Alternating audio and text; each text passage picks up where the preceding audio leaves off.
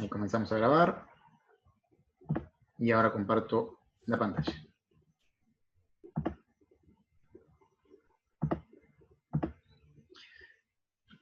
Bueno, a todas y a todos entonces, nuevamente buenas noches.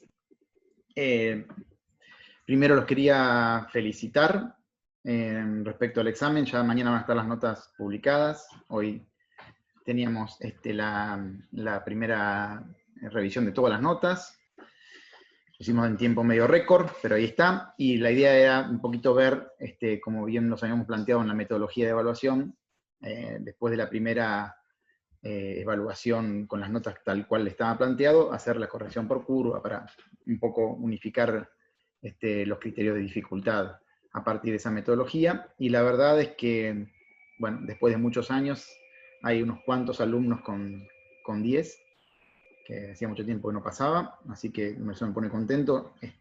Entiendo que igual de cualquier manera son distintas las metodologías presenciales y no presenciales, pues no son muy comparables.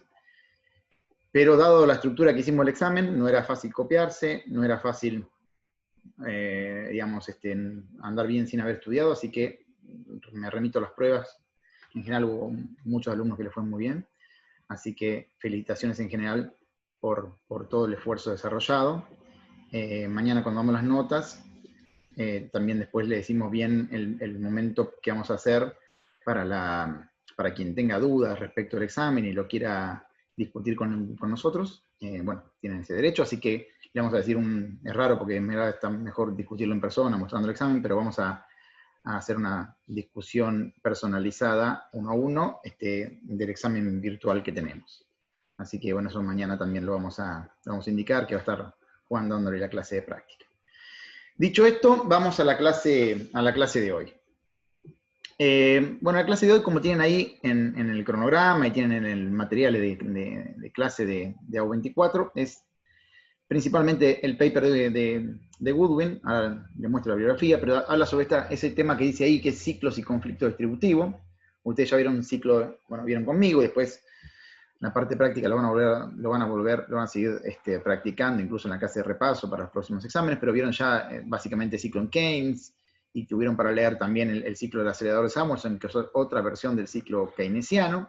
Entonces un poco ver cómo la propia dinámica cíclica, en el caso keynesiano de la eficacia marginal de capital, iba generando ondas de optimismo y pesimismo que después afectaban a distintas variables de la macro y daban lugar a los ciclos económicos, y que luego eso, en términos más formales, se podía expresar de una manera muy sencilla con un modelo acelerador samuelsoniano, donde en una ecuación de diferencia de segundo orden, fácilmente, que la forma más sencilla, se podía escribir una dinámica cíclica muy rudimentaria, si quieren, muy básica, pero que nos permitía entender por qué las economías en general no se mueven linealmente. Cuando uno mira el gráfico, el PBI o lo que sea, en verdad tiene una tendencia, por supuesto, y como charlamos en la clase pasada, pero tiene ondas en torno a esa tendencia de distinta frecuencia. Unas ondas más largas que tienen que ver con el ciclo en sí mismo, y unas ondas más cortas dijimos que se podían deber a cuestiones estacionales o algún tipo de shock de carácter transitorio, que entonces, sumado al ciclo económico de la tendencia, daba un poco la imagen de la serie completa. Bueno, ese era un ciclo quizá el más difundido, digamos, el ciclo keynesiano, es el más trabajado, el más discutido, el más referenciado en la evidencia empírica, pero, como dijimos recién, es un poco pequeño, un poco superficial para todas las cosas que tienen que ver con los ciclos en las economías en vía de desarrollo, y en particular con algunas cuestiones muy importantes de la dinámica cíclica, que al igual que en el caso de la inflación, como hemos visto con el modelo de Libera, también afectan a las fluctuaciones macroeconómicas, que es el tema del conflicto distributivo. El conflicto distributivo, sobre todo en América Latina, afecta a todo. Afecta al crecimiento, afecta a la inflación, afecta al desempleo, afecta a la deuda y afecta, por supuesto, al ciclo económico, tanto en la magnitud del ciclo, o sea, la volatilidad del mismo, como en los niveles de estado estacionario de ese ciclo económico. Así que la bibliografía obligatoria para el examen es el texto de Goodwin. Puse el de Samuelson de vuelta por si se habían olvidado, ya lo vieron en la clase pasada, pero básicamente es el mismo, y es para que entiendan que de los dos clases que vieron conmigo de ciclo, los textos que tienen que estudiar son esos tres, son el capítulo de Keynes, el texto de Samuelson y el texto de Goodwin, ¿está bien? Son los tres que vamos a tomar en el examen. texto de Goodwin es un texto complejo, no sé si alguien estuvo pipeando un poquito. Es un texto no tan fácil, por eso las notas de clase que se hicieron, que están subidas, que están allí subidas en el material de la cursada, la verdad que, bueno, ahí trabajamos con Juan, está bastante más sencillo explicado, y entonces si pueden prestar atención a la clase de hoy, preguntar todo lo que necesitan, mirar la nota de clase y leer el texto de Goodwin, al final lo van a entender muchísimo mejor. Le digo esto porque ir de entrada al texto de Goodwin, a diferencia de los textos de Keynes, incluso el de Samuelson, que era un poquito más complicado que el de Keynes, pero igual era un texto sencillo, el de Goodwin ya empieza con un grado de complejidad mayor. ¿Está bien? Ya trabajamos con ecuaciones diferenciales y bueno, algunas cosas que vamos a tener que ir trabajando en la práctica varias veces para que puedan resolver en el examen. No es física cuántica, no es una cosa de locos, pero tienen que hacer todavía hacer algunos pasos de resolución, recordar algunas cuestiones de matemática para economistas, o por lo menos de matemática básica, de álgebra, para poder resolver. No se preocupen, está la nota de clase y también vamos a ir trabajando en las clases prácticas. Bueno, vamos primero, como siempre, a la motivación. ¿Por qué queremos ver el ciclo de Goodwin? Porque en verdad complementa toda una serie de literatura que habla sobre distintas causas del ciclo. Como le dije al principio de la cursada, y le repetimos todo el tiempo, un poco la marca registrada en Macroeconomía 2 es no querer llenarle la cabeza de una idea en particular para que cual secta, digamos, religiosa, nos crean de alguna proposición particular y no deliberen con pensamiento crítico por ustedes mismos. Eso no va a ser nunca el rol de macroeconomía. En macroeconomía más bien queremos no insertarle certezas en su cabeza, sino más bien proponerle dudas, distintas explicaciones alternativas para el mismo fenómeno, y explicarle cuáles son los modelos y las teorías que están detrás de esas distintas interpretaciones del mismo fenómeno. Entonces acá estamos hablando de ciclo económico. Y cuando usted ve en la literatura, hay miles de papers que explican el ciclo económico. Y la verdad que son variaciones de múltiples familias, pero las 5 familias más tradicionales de papers que explican, que agrupan esos 1000 y pico de trabajo de investigación que explican el ciclo económico, son estas que ustedes ven aquí. La idea de que más bien es un componente exógeno el que genera el ciclo económico, más ciertas fricciones en los mercados que no permiten la inmediata limpieza de los mercados. Esa es la visión más bien neoclásica de lo que se llama RBC, Real Business Cycle. En esos modelos ustedes tienen que el mecanismo inicial que genera la dinámica cíclica es un shock de productividad aleatorio, y ese shock de productividad después traslada primero al mercado de trabajo y del mercado de trabajo al mercado de bienes.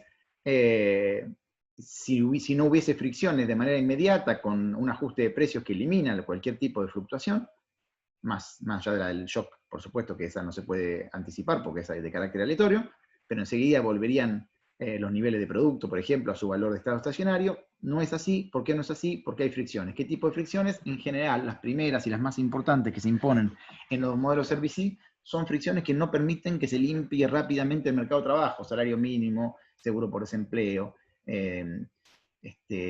bueno, normativas y regulaciones que incrementan los costos de despido. Entonces, en general, lo que llaman costos de rotación en el mercado de trabajo son las principales figuras que se utilizan en los modelos RBC para generar fricciones que no permiten que se limpien inmediatamente los mercados, y por lo tanto, esos shocks exógenos de productividad no son solamente una pequeña lomadita transitoria en el producto que desaparece rápidamente, sino que se transforma en un ciclo que va desapareciendo poco a poco a medida que el mercado, digamos, genera los mecanismos de precios que correspondan para que esas de exceso de oferta y demanda que hay en los distintos mercados se vayan eliminando, que se podría eliminar más rápido, por supuesto, si no hubiese fricciones, desde esta perspectiva, y a partir de eso y de la acumulación de distintos shocks exógenos que van pasando en cada momento del tiempo, uno va obteniendo la dinámica del ciclo económico. Y por supuesto, el modelo canónico de esto es el modelo RBC, que es un caso particular de una familia más grande de modelos que se llama DSG, Dynamic Stochastic General Equilibrium Models. Profe, ¿le puedo hacer una pregunta? Sí, por favor. Cuando dice que existen estas fricciones que no permiten que el se limpia. ¿A qué se refiere cuando dice que el mercado se limpie? Bueno, lo que dicen, por ejemplo, en este caso particular es que imagínate un shock de productividad que genere rápidamente un aumento en la productividad marginal del trabajo, lo cual genera, si no hubiese fricciones, rápidamente un incremento en el salario de los trabajadores que deberían ser remunerados a su valor de productividad marginal, y eso afecta a la oferta de trabajo inmediatamente, y al afectar a la oferta de trabajo inmediatamente aumenta la oferta, y eso hace que se reduzca nuevamente el salario, y los valores del mercado eliminen cualquier impacto, digamos, de carácter real permanente, cuando en verdad el shock fue de carácter transitorio. Imagínate que uno tiene un shock de un solo periodo en la productividad, después desaparece, uno debiese tener efectos reales de un solo periodo que después desaparezcan, porque eso generó algún tipo de shock de oferta, algún tipo de exceso de oferta o algún tipo de exceso de demanda en algún mercado, que con los precios, con el ajuste de precios, se elimina. ¿Se entiende? La pregunta es por qué en el modelo RBC Perfecto, sí. ¿por qué en el modelo RBC no se elimina inmediatamente, sino que permanece? Bueno, primero porque los que hicieron el modelo de RBC, Kidland, Prescott y toda esa gente, lo que decía es no tiene sentido que hagamos un modelo donde un shock genera efectos súper transitorios, no aparece, porque en la economía vemos que los ciclos son más bien suavizados. Hay shocks picudos, digamos, en las series, pero uno tiene unas dinámicas cíclicas bastante evidentes de carácter suavizado. Entonces, no sería bien visto un modelo que no puede reproducir eso. Entonces, ¿cómo hacemos para reproducir eso? Bueno, tenemos que generar que ese shock dure más en el tiempo. ¿Y cómo hacemos para que un exceso de oferta, un exceso de demanda en algún mercado dure en el tiempo si sabemos que con los ajustes, en los modelos neoclásicos, ¿no? Con los ajustes de precios se eliminan inmediatamente? Bueno, tenemos que hacer que no haya ajuste de precios para que esos shocks duren, aunque sean lentos, los ajustes de precios. Esto, una pregunta más, ¿esto tendría que ver con la inflexibilidad de los precios o, no me acuerdo bien cómo era la palabra, pero que tardaban Flexibilidad asimétrica de precios, no tiene nada que ver. Esa es una versión más bien estructuralista, ahora vamos a llegar, que sería el tercero de estos modelos. No, en el caso eso, de los... rigideces, lo que puso ahí Santiago, las rigideces del precio, eso era lo que me salía. Claro, yo no estoy viendo el chat porque no lo puedo tener acá arriba, así que ahora, por eso le pedía que, por favor, que me vayan preguntando, si no tengo que salir de la pantalla, volver a entrar, así que si me preguntan oralmente, mejor. A ver si puedo abrir acá arriba. Bueno, sí, acá lo pongo en un costadito, porque me tapa un poco la pantalla, pero lo pongo un costadito arriba del chat, así lo tengo abierto, por alguno que no puede preguntar oralmente porque tiene mucho ruido, mucho quilombo en la casa. Bueno, ahí algunos están preguntando sobre las notas mañana. No, chicos, estamos dando la clase. Las preguntas sobre la clase. Después ya le dije que tenemos las notas mañana en la cruzada. No preguntemos otras cosas porque si no, no podemos llegar a dar la clase y perturbamos un poco el normal desarrollo de la idea. Entonces, ¿qué tipo de fricciones? Si no son flexibilidad asimétrica de precios como el modelo de Olivera. Bueno, justamente como te decía, son por ejemplo costo de menú. Es muy común ver modelos DSG, repito, el RBC, Real Business Cycle, es un tipo particular de modelo DSG.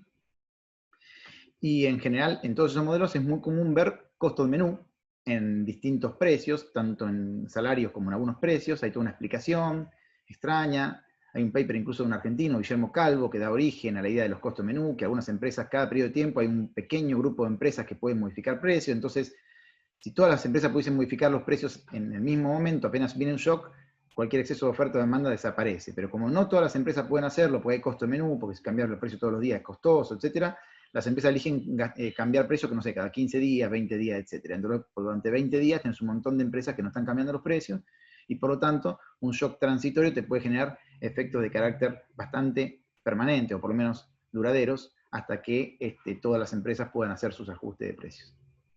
¿Se entendió? Bueno, espero que sí. No sabía quién estaba. Sí, muchas gracias. Sí.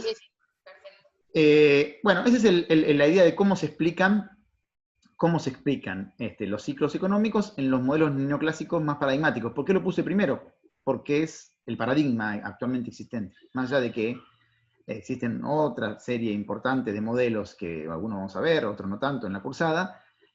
Bueno, hoy por hoy, sobre todo en los cursos de doctorado y algunas maestrías, sobre todo en Estados Unidos, no tanto en Europa, donde a mí me tocó hacer el doctorado, que es una visión más de estos que vamos a ver después, de la familia que vamos a ver después. Bueno, los DSG y el RBC, bueno, los RBC ya más simples se han dejado de lado, no se usan más, porque eran demasiado simplísticos, digamos. con supuestos demasiado simplificadores. Entonces se fueron a una familia un poco más avanzada de este mismo tipo de modelos, que son los DSGE tradicionales, y ahí, bueno, le han puesto distintos tipos de flexiones, distintos tipos de shocks monetarios, fiscales, no solamente de productividad, y han hecho que sean un poco más realistas, aunque siguen teniendo algunas problemáticas, digamos, como habíamos charlado la otra vez, sobre todo en el hecho de ciertas relaciones entre variables que debiesen ser de una manera en la teoría y también en la evidencia empírica, y sin embargo nuestros modelos se comportan de una manera distinta. Y hemos charlado que el caso particular y más llamativo de esta problemática era la prociclicidad de la cuenta corriente en los modelos RBC. Bueno, para América Latina, algunos modelos más nuevos, DSG, Dynamic Stochastic General Model, ya resolvieron en parte ese problema, y con otro tipo de shocks monetarios y fiscales más importantes que los shocks de productividad, bueno, han logrado que la cuenta corriente vuelva a ser contracíclica, como todos los datos dicen que es para América Latina. Si alguno después quiere ver y le interesa la forma de modelizar DSG models para América Latina, incluso para Argentina, bueno, igual que en una de las clases que le dije, el Banco Central publicó también en este tema un paper interesante, Guillermo Cudé, un paper bastante avanzado, quizá no va a ser fácil para que lo vean ustedes, pero es uno de los papers, es uno de los modelos DSG para Argentina más elaborados y más avanzados que vi. Si quieren aprender algo bueno aplicado a Argentina de esta familia de modelos, para quienes crean o coincidan más ideológicamente con que la forma de explicar el ciclo en los países emergentes es más cercana a la teoría neoclásica, bueno, después me lo piden y les puedo conseguir el documento para que puedan ir en esa línea de investigación.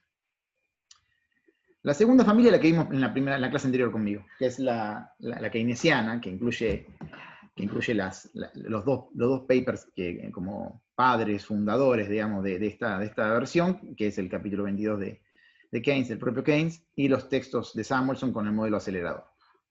Ahí la idea central es que el ciclo económico se explican inicialmente, digamos, con algún shock más bien de optimismo, pesimismo, en la economía, que genera una dinámica de inversión, que luego le pega a la producción, y finalmente lo que se plantea es que la producción afecta a la eficacia marginal de capital, que es el flujo de fondos esperados de una inversión X, y luego comparando esa eficacia marginal de capital con la tasa de interés, tenemos que algunas inversiones se dan, otras no, y el proceso, como lo explicamos en la clase pasada, en verdad expansivo, se da vuelta cuando empieza a haber inversiones que no cumplen con las expectativas de eficacia marginal de capital que se habían planteado al momento de hacerlas.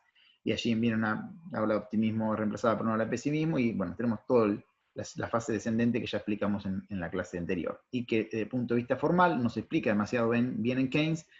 Samuelson hace una súper simplificación, incluso no demasiado adecuada, porque no habla de la eficacia marginal de capital, sino que habla directamente del producto y cómo el producto, o la aceleración del producto, y por lo tanto la aceleración de las ventas, afecta a ese optimismo inversor, que es una visión poco acertada, pero bastante sencilla de cómo simplificar el argumento keynesiano. Bueno, se ha transformado también en el paradigma formal, sencillo, de cómo describir un ciclo desde el punto de vista keynesiano. Nosotros hemos hecho algunos papers también publicados en distintos journals, incluso algunos más sencillos en el Banco Central, donde tenemos un modelo de ecuaciones en diferencia de segundo orden con acelerador y el multiplicador combinados, y explicando un poco algunas problemáticas específicas del empleo en Argentina.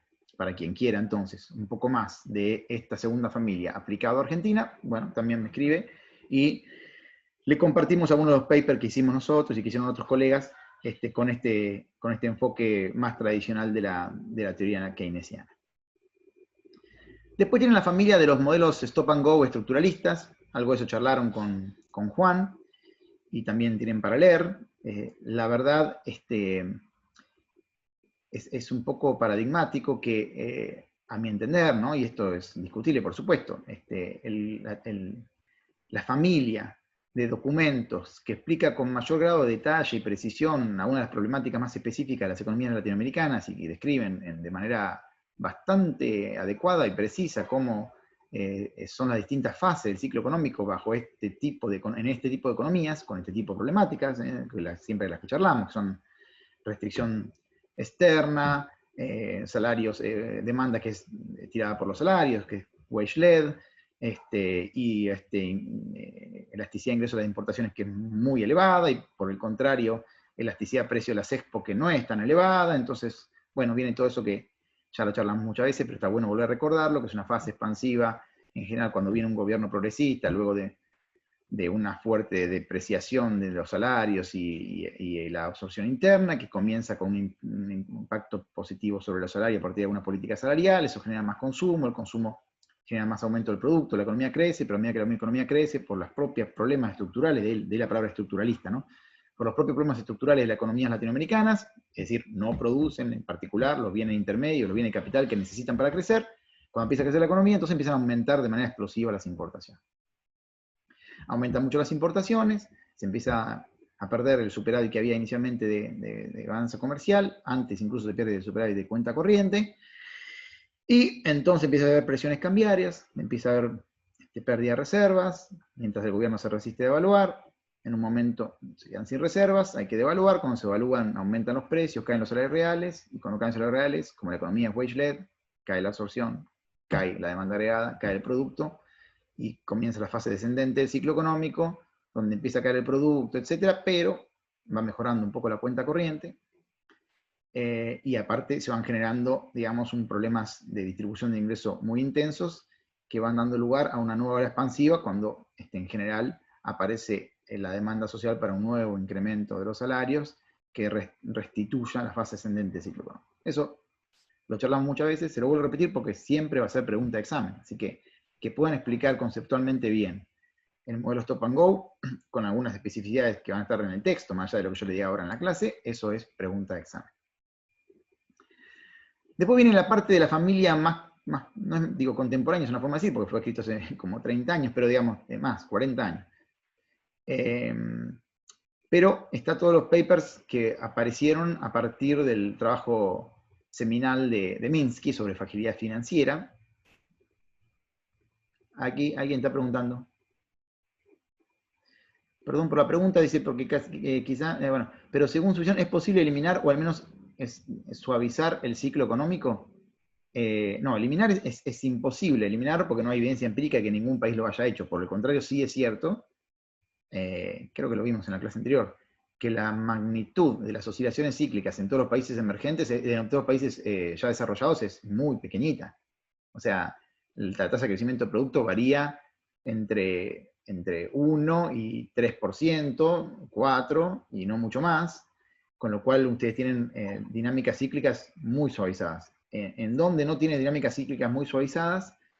Bueno, en general, en los países donde el conflicto distributivo, que me dan pie al último punto, igual después quiero volver al cuarto porque todavía no se lo expliqué, pero respondiendo a la pregunta, en general los países que no tienen resueltos sus conflictos distributivos, es decir, cuánto tiene que tener capital y cuánto tiene que tener trabajo, y dentro del trabajo quién se lleva a qué parte, bueno, son los países que tienen más volatilidad. Y América Latina, como es la región más desigual del mundo, es la más volátil.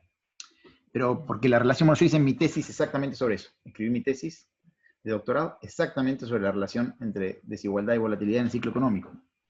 Y América Latina es la región, como habíamos dicho, que tiene ambas variables. Entonces, si uno dice que es casualidad que sea la más desigual, la más volátil, pues no es la más pobre, ¿no? La más pobre es África. Y no sé, y hay un montón de otras características que podría tener y no las tiene. América Latina es la más desigual y la más volátil del mundo. Y repito, no es una casualidad, van de la mano. Es la más volátil porque es la más desigual. Porque cuando hay mucha desigualdad y no se resuelve el conflicto distributivo, es decir, no hay un consenso, una institución sobre la cual se haya resuelto el conflicto distributivo, las instituciones duran poco. Las instituciones que regulan esa distribución de ingresos duran poco, porque permanentemente hay presiones políticas de un lado y del otro, depende de quién gane las elecciones, por supuesto, que hace que cuando gana uno distinto al que estaba antes, transforma radicalmente todas las instituciones distributivas que había hasta ese entonces. Y eso le pega enormemente al ciclo económico. Cada proceso redistributivo, así como dijimos en la clase de inflación estructural, que cualquier distribución de ingresos genera inflación, por eso también América Latina tiene enorme cantidad de procesos inflacionarios, no solamente en Argentina, en Bolivia, en Brasil, tiene una cantidad de que en Perú. América Latina es también una región del mundo con mayor cantidad de hiperinflaciones en los últimos 50 años. ¿Por qué? Por el mismo motivo, porque no tiene resuelto la cuestión distributiva. Entonces, como no tiene resultado de cuestión distributiva, las instituciones que regulan principalmente la distribución de ingresos sufren violentas transformaciones según quién sea el que ganó las elecciones. ¿Y cuáles son esas instituciones? Bueno, la regulación cambiaria, que es el tipo de cambio, la forma de se regula el tipo de cambio, la estructura tributaria, el tipo de gasto público, la cantidad de gasto público y el tipo de gasto público de desarrollo, son el grupo de instituciones que regulan la distribución del ingreso. Cuando no está resuelto eso, y en América Latina no lo está, porque hay mucha desigualdad, y entonces cada vez que gana uno hay que hacer grandes cambios distributivos, y por lo tanto el otro está esperando su momento para hacer exactamente lo contrario apenas pueda volver. Bueno, se afecta enormemente la distribución, lo cual le pega, como vamos a ver ahora en la clase de hoy, de qué manera formal le pega la distribución de ingreso a la demanda agregada le pega al producto, el producto empieza a tener fuertes fluctuaciones, y entonces ahí se va generando un proceso muy volátil en el ciclo económico latinoamericano. Disculpe, ¿le puedo hacer una pregunta más? Sí, por favor. ¿Cómo se podría subsanar ese problema políticamente, por ejemplo, si ambas partes, no sé, por ejemplo, oposición y oficialismo se ponen de acuerdo y resuelven ese conflicto distributivo que usted nombraba? ¿Esa sería una solución, por ejemplo? Bueno, a ver, no quiero caer en lugares voluntaristas. Por supuesto que hay frases que se repiten permanentemente en Argentina, América Latina, el gran acuerdo social, repetir experiencias históricas que se vieron en el acuerdo de la Moncloa y intentar ver. La verdad es que son frases voluntaristas. El tipo, digamos, la idea sobre cuál es una distribución del ingreso justa en la sociedad latinoamericana es, entre los distintos grupos de la sociedad latinoamericana, es, yo creo, insalvable. El problema es el concepto de justicia, que se entiende de manera muy distinta según el grupo social en el cual se lo plantee. Y realmente esas diferencias se han vuelto mucho mayores con la fragmentación social de carácter urbano. Digamos, cuando uno deja de reconocer en el otro a un igual y se considera un otro, un distinto, que no pertenece a mi mismo grupo, por lo tanto, en ese momento se pierde completamente la idea de fraternización y su sufrimiento, lo que sea, realmente nos importa menos. Y empieza a cambiarlo a partir de una cuestión que hace que la gente pueda dormir tranquila, que es el concepto de justicia. Digamos, yo no creo que nadie que acepta o promueve o está de acuerdo con que cierto nivel importante de desigualdad sea apropiado, le guste porque por más que sepa que eso le hace mal a mucha gente y se muere de hambre y qué sé yo, disfruta con el sufrimiento ajeno. Yo, digamos, salvo un par de perversos, el porcentaje de la población que piensa de esa manera es muy poco. Entonces, cuando hay muchas personas que votan procesos que sí generan mucha desigualdad, en verdad lo que están diciendo es, esa desigualdad es justa. Para mí esa desigualdad es justa. ¿Por qué? Y hay múltiples motivos por qué me es justa. Es justa porque yo trabajo más, es justa porque yo estudié más, es justa porque yo tengo cosas que los demás no tienen, pero bueno, me lo regaló mi papá o mi abuelo, y eso también es justo, porque tienen derecho a regalarme las cosas. Y entonces, de vuelta, no estoy viendo juicio y valor, que es decir, en la mente de cada persona hay un criterio de justicia distinto, y cuando ya hay mucho nivel de desigualdad, el problema es que cada uno se sumerge en criterios de justicia muy distintos. Y que se hacen tanto más distintos cuando deja de haber interacción entre esas personas. Antes era más complejo que no lo hubiese porque todos íbamos a escuelas públicas, no había semejante nivel de fragmentación social, estoy hablando de hace 30, 40 años, ¿no? Y bueno, eso desapareció. Así que ya ni siquiera en el colegio, que era el lugar de homogeneización social por excelencia, eso se da. Así que si la gente que piensa muy distinto ni siquiera se cruza para conversar sobre lo que piensa distinto, ellos, sus hijos, sus nietos, para hacerse amigos, para poder tener empatía el uno por el otro, bueno, esas posiciones se alejan cada vez más, y en verdad simplemente hay una disputa permanente por el poder para cambiar esas instituciones, y cada vez que cambia, el tema es que cada vez que cambia la distribución de ingresos, vía devaluación o apreciación, o más gasto, menos gasto, o cambio en la estructura tributaria, no es que solamente cambia la distribución de ingresos, cambia la inflación, cambia el ciclo económico, bueno, ahí le pega a toda la macroeconomía. Sobre todo las tres principales variables, que son inflación, crecimiento y distribución de ingresos. Después se le pegan a todo. Inflación, crecimiento y distribución de ingresos. La desigualdad le pega negativamente a las tres. Está bastante probado en la literatura empírica que en general los conflictos distributivos generan más inflación, menos crecimiento y más volatilidad, retroalimentando problemas de desigualdad, pobreza y todo lo que vemos en América Latina. Pero bueno, esa es mi visión un poco de las cosas. En general, no es que América Latina haya sido un caso histórico, digamos, distinto y único, no vayan a creer, simplemente hay que leer un poco más. Digo, Europa tenía exactamente los mismos problemas. ¿Cómo lo resolvieron? Y cortándole la cabeza a todo el mundo durante cierta época y eliminando parte de la aristocracia y reemplazándolo por la burguesía. Lo que pasa es que nos olvidamos de eso y fue una resolución traumática, violenta, sanguinaria, pero que de esa manera resolvieron sus problemas distributivos, ¿no? Y aparte de ahí refundaron la república y después se olvidó ese tema, no se habla más de ese tema y la sociedad se hizo más igualitaria. En general no hay casos de resoluciones no conflictivas de los problemas distributivos tan intensos. Sí se pueden resolver cuando no son tan intensos. Y ahí sí se pueden resolver vía acuerdos democráticos, pactos y todas esas cosas. Cuando son muy intensos, las resoluciones suelen ser traumáticas. Y los únicos casos que se vienen a la mente rápido de esas resoluciones son de los países europeos que lo resolvieron de la peor manera. Bueno, vamos al punto 4 de fragilidad financiera de Minsky. ¿Cuál es esa familia? ¿Qué es lo que dice el ciclo económico? ¿Cómo dice que no es distinto?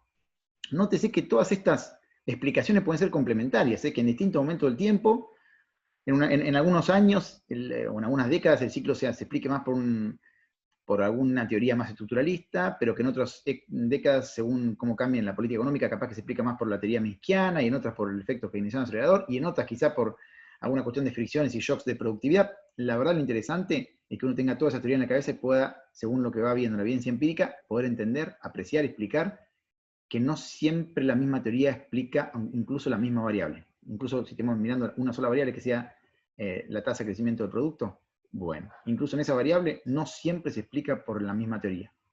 Depende del periodo histórico, depende de quién está en el gobierno, depende de cuáles son las medidas políticas económicas que se están implementando.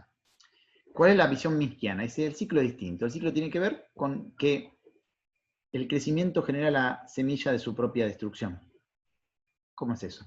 Sí, pero es un poco distinto de la explicación de Keynes, ¿no? Keynes lo que dice es, bueno, uno acumula capital, se van haciendo cada vez más inversiones y, digamos, obviamente primero se hacen las inversiones más rentables y después cada vez se van haciendo las inversiones menos rentables. Llega un momento en el cual, digamos, las últimas que se hicieron, que son las menos rentables, tenían una visión demasiado optimista, digamos, de la eficacia marginal de capital. Después cuando tuvieron la rentabilidad efectiva fue menor que la esperada, incluso quizás menor que la tasa de interés, y ahí empieza la ola de pesimismo. Una idea de que también el crecimiento genera la semilla de su propia destrucción, pero bajo una idea de exceso de inversiones no necesariamente muy lucrativas, pero la gente, porque está demasiado optimista, piensa que lo van a hacer. Bueno, acá es distinto. Acá el problema es un exceso de endeudamiento. Lo que dice Minsky es, el proceso es parecido al que dice Keynes, hay una cuestión más de optimismo, y empieza a haber crecimiento económico, y la gente invierte más, y para invertir más, en parte lo hace con capital propio, pero si hay mucho optimismo, no alcanza el capital propio y empiezo a endeudarme. Y el problema es que como tengo muy buenos ratios financieros, porque estoy creciendo mucho y las ventas crecen, en general los indicadores de apalancamiento, por ejemplo, ratio de deuda sobre ventas, o sobre patrimonio neto, o sobre activos, que son los indicadores que habitualmente miran los bancos para prestar plata, dan muy bien, están creciendo las ventas, la deuda todavía es baja, y el activo es alto, así que no hay de nada de qué preocuparse, prestémosle plata. Y empiezan a endeudarse las empresas, se endeudan bastante. Esto parece realmente un poco la explicación de lo que pasó con Vicentín, ¿no? Si uno mira y lee, ahí me dice un chico si las ideas de Minsky se pueden relacionar con la crisis de 2008.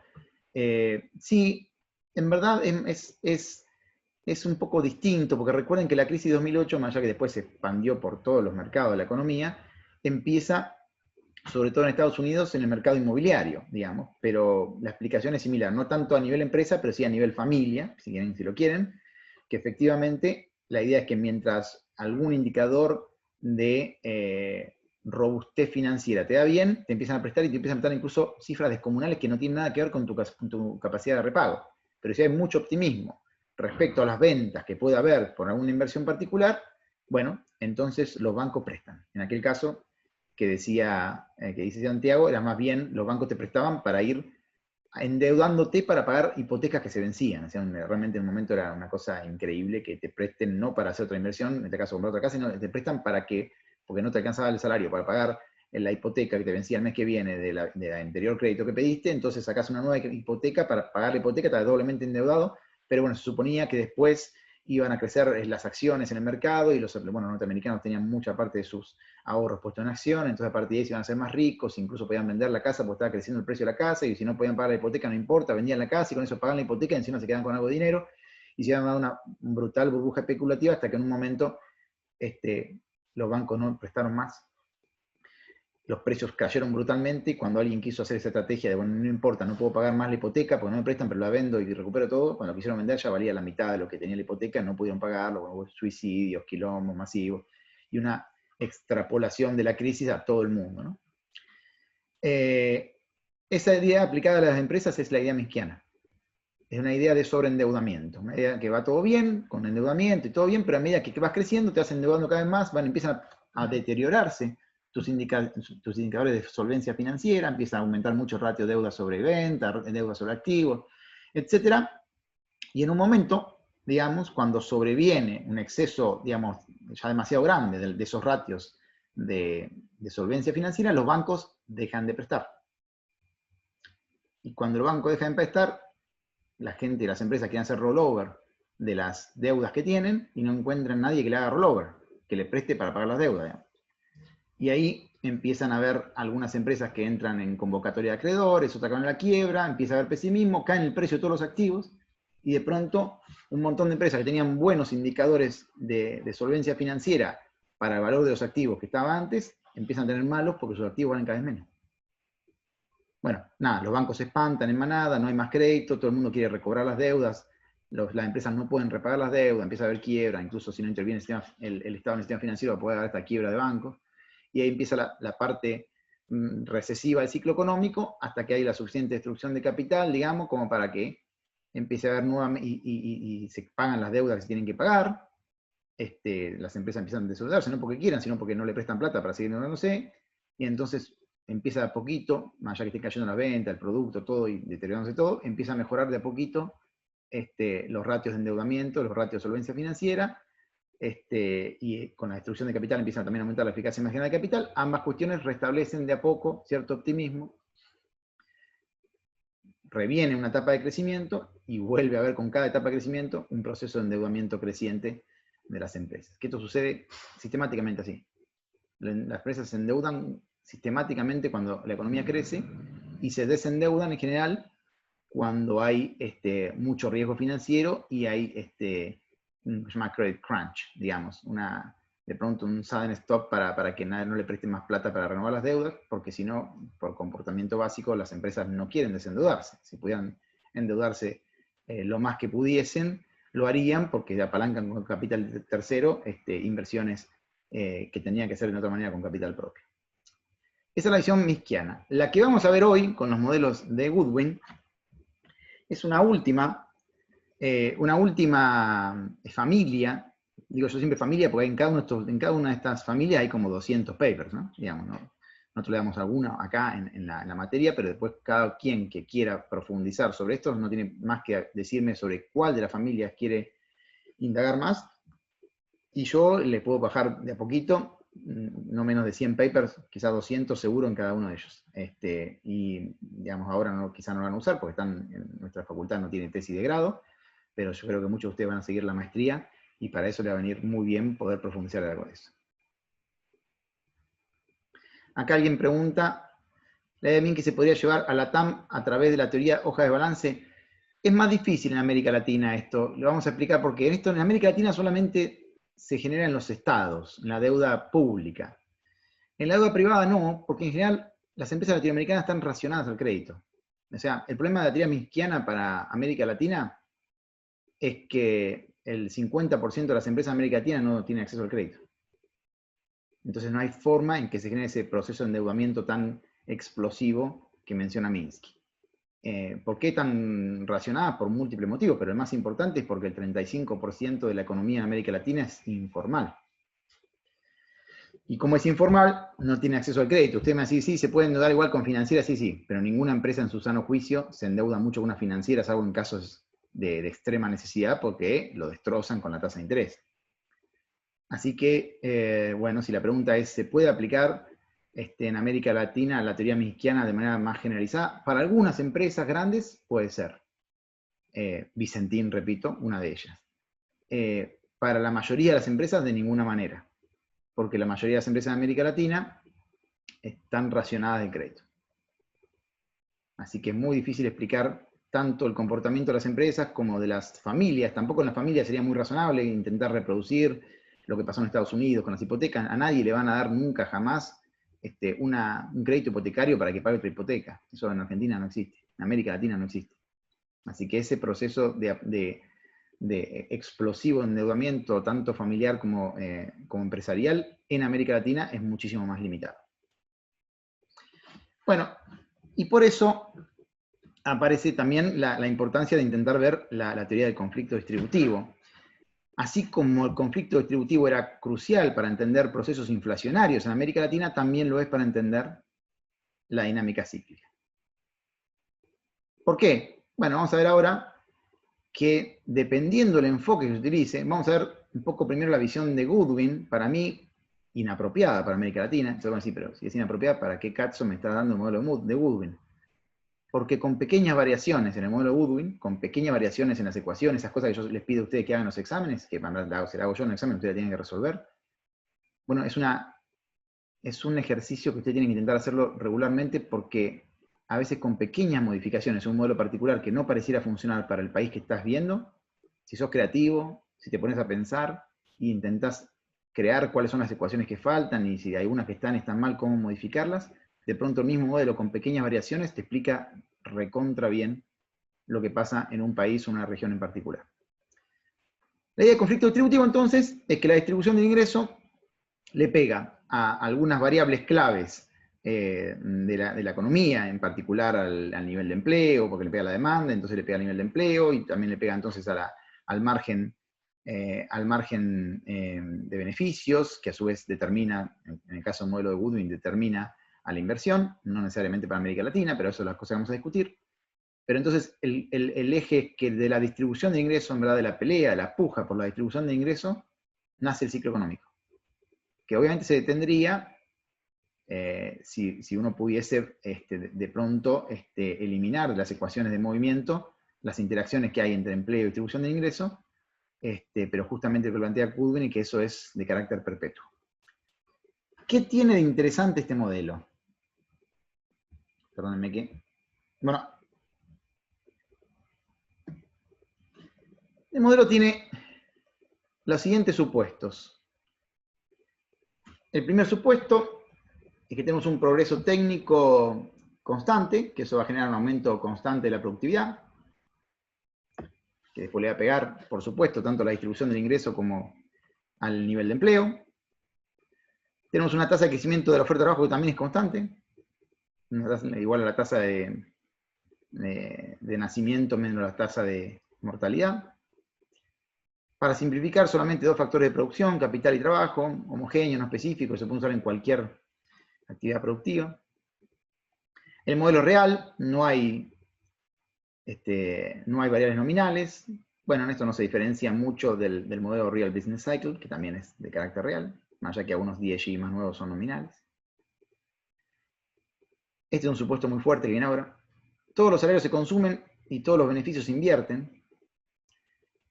No sé cómo explicarlo, porque yo ya soy grande, soy medio viejo, entonces para mí algunas cosas se vuelven evidentes, pero no la veía cuando tenía la edad de ustedes. Así que se los quiero contar porque es la parte central. Es cuando ustedes están viendo los supuestos, primero que hay un montón de papers que no te dicen cuáles son los supuestos modelos, te mandan las ecuaciones y vos tenés que identificar, de alguna forma intuir cuáles son los supuestos que hay detrás de las ecuaciones. Por supuesto, uno que se va dando maña de a poco, cuando ve las ecuaciones sabe cuáles son los supuestos detrás. Pero al principio, cuando sos joven, no te das cuenta. Entonces la primera tarea que es compleja es darte cuenta, si no te lo dicen, cuáles son los supuestos del modelo. Pero incluso cuando te dicen cuáles son los supuestos del modelo, lo que no te dicen nunca es cuáles son los supuestos auxiliares y cuáles son los supuestos centrales. Los supuestos centrales son los que el propio supuesto define el resultado. Y es muy difícil, digamos, poder verlo cuando uno es joven y empieza a darse cuenta cuáles de todas las ecuaciones, y por tanto cuáles los supuestos implícitos en cada ecuación, son medio irrelevantes, son simplificadores, pero que no definen el resultado, y cuáles son los que sí definen. Bueno, acá la idea, digamos, de que todos los salarios se consumen y los beneficios se invierten, y después, básicamente, que vamos en otra ecuación, que la tasa de inversión, digamos, depende negativamente de la participación de los trabajadores en el producto, son las dos ecuaciones centrales que definen todos los resultados. Y también que son particularmente controvertidas las dos. Que los beneficios se ahorran todos y se inviertan y los salarios se consuman todos. Bueno, que los salarios se consuman todos puede ser más factible como un supuesto simplificador, que los beneficios todos se ahorren y se inviertan en capital en América Latina, cuando buena parte de los beneficios, sobre todo en contexto de déficit y cuenta corriente, se van a comprar divisas, es particularmente fuerte, un supuesto que define los resultados y que no es del todo cierto para América Latina. Y después, que la demanda agregada, o sea, que la acumulación del capital, como ahí hay otro ratio, hay otro supuesto que parece inofensivo, que es el ratio capital-producto sea constante, pero luego, si el ratio capital-producto es constante, la tasa de crecimiento del capital es igual a la tasa de crecimiento del producto, así que lo que determina la tasa de crecimiento del capital es lo que determina la tasa de crecimiento del producto, que es fuerte eso, porque te va a decir, bueno, la tasa de crecimiento del capital depende positivamente de la participación de los beneficios en el producto, va a decir Goodwin. Y en verdad en América Latina, o sea, lo que sabemos es que el producto depende positivamente de la participación de los trabajadores en el producto. Acá te dice que el capital depende negativamente de la participación de los trabajadores en el producto, lo cual no parece tan loco, visto así. Dice, bueno, pues el margen de beneficio, entonces se aumenta el margen de beneficio, los tipos van a invertir más, pero después, como la relación capital-producto es constante, también el producto depende negativamente de la participación de los trabajadores en el producto, con lo cual eso es un contrasentido respecto de la evidencia empírica existente para América Latina. Vamos a ver igual cómo esto se puede cambiar con algunas ecuaciones que van a explicar mucho mejor. Pero por lo pronto empecemos con el caso de Goodwin. ¿Por qué Goodwin hace eso? Bueno, básicamente porque no estaba pensando para América Latina. Estaba pensando para países europeos, incluso para Estados Unidos. No deja de ser controvertido el supuesto, pero ahí donde viene la pregunta es, ¿de qué corriente de origen es el modelo de Goodwin, el de empresa-predador? ¿Qué tipo de teoría es la que está detrás, teoría política, de política económica, que está detrás del modelo Goodwin? ¿Alguien lo sabe?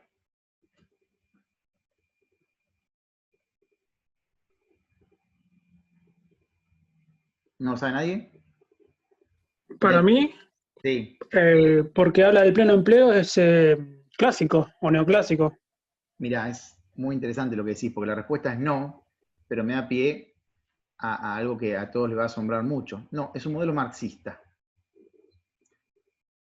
Ahora, me decís, pero ¿cómo un modelo marxista? Ahí Eduardo dice marxista. ¿Cómo un modelo marxista si habla de pleno empleo y dice que la distribución progresiva del ingreso empeora la acumulación de capital? Bueno, sí, el marxismo sostiene efectivamente eso, que la tasa, digamos, la acumulación de capital cae cuando cae la tasa de ganancia, el famoso postulado de la caída tendencial de la tasa de ganancia, y por lo tanto, eso por un modelo digamos, una visión de los distintos tomos del capital de carácter de largo plazo, porque cuando uno examina el corto plazo, que son más bien los de la dinámica cíclica, uno puede adaptar esa misma idea de que el capital se mueve con la tasa de ganancia. Si aumenta la tasa de ganancia, se invierte más, y si no, se invierte menos. No es una visión post-keynesiana ni keynesiana, todo lo contrario. Y entonces tenemos en algún punto algo muy parecido entre neoclásicos y marxistas, que es que ambos son profit-led, es decir, ambos creen que es la participación de los beneficios en el producto y no del trabajo en el producto lo que hace acumular más rápido la economía y crecer más rápido la economía, neoclásicos y marxistas. Y de hecho los marxistas van aún más y dicen, hay un paper que yo creo que se los mencioné, pero lo deberían leer porque es muy interesante, sobre todo los que son más marxistas dentro de la cursada, y les interesaría ver papers más o menos buenos que trabajan de manera más formal algunas de estas concepciones. Hay un paper que eran mis compañeros de aula de trabajo ahí en el CEPREMAP, en París, que se llaman Gérard Duménil y Dominique Lévy.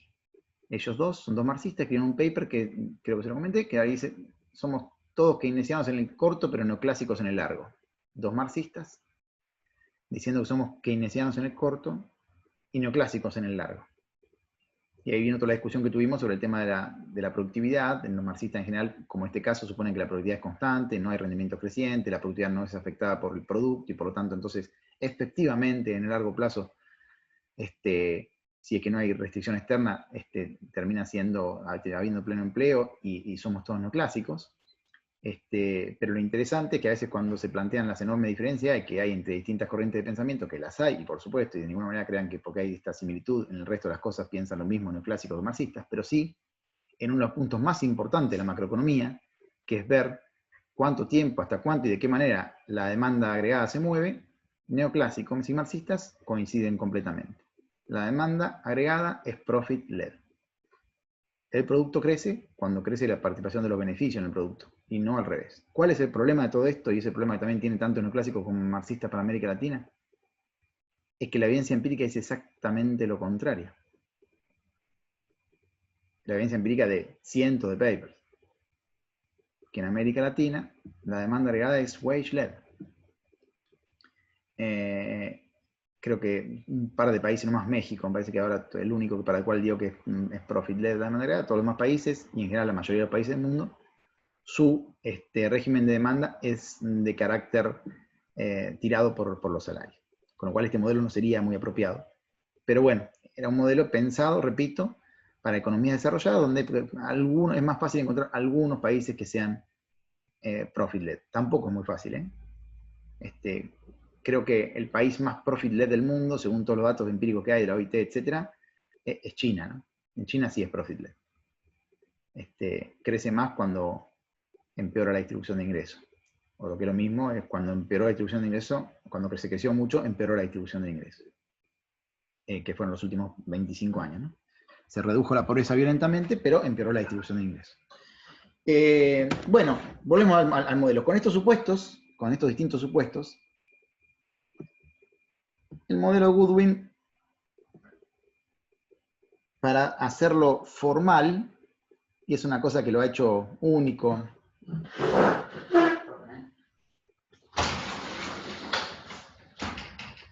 Perdón, me estaba cerrando la puerta de ventana atrás, me estaba muriendo de frío. Lo que formalmente hizo único y tan renombrado y tan difundido el modelo de Goodwin, uno de los más conocidos de la historia de la macroeconomía en la parte cíclica, es que usó un modelo de la biología. Un modelo de Lotka-Volterra, que hoy creo que estamos a 100 años más o menos de la publicación de los papers de estos autores. Son dos papers distintos, digamos, pero que hablaban sobre el mismo modelo, intentando explicar cómo se movían las poblaciones de presas y predadores que tenían que interactuar en un mismo bioma, digamos. Hay un bioma particular, hay plantas, etc., hay presas y predadores. Y lo que encontraron es que la población, la cantidad de presas y predadores que había en ese bioma estaba íntimamente relacionada. Y que efectivamente había una dinámica cíclica, que a veces crecían las presas y a veces bajaban, y lo mismo con los predadores, que no se podía explicar de todo bien, y hicieron un modelo matemático, de modelos de ecuaciones diferenciales, para poder explicar el comportamiento de presas y predadores, e intentar reproducir lo que estaban viendo en la realidad, de que cómo variaba la población de esos animales.